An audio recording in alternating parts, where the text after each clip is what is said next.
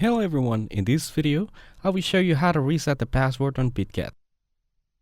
First, open the Bitget website in your browser. Next, click on Login in the top navigation bar. Then, enter your email address and click on Verify. You can also add a phone number if you want.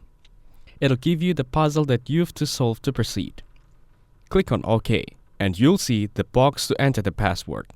Now, click on Forgot Your Password and it'll send a code to your provided email. After that, visit Gmail and it'll send you the verification code. In the email verification code, click on Send if it has not been sent the code yet. Here, copy the code and paste it into the Bitget website.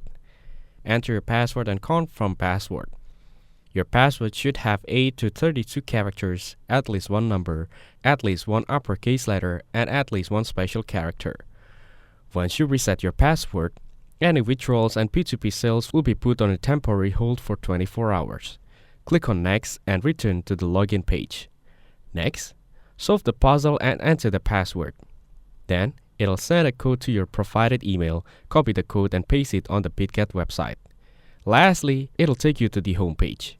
If this video was helpful, please consider leaving a like and subscribe to the channel. With that being said, I'll see you in the next video.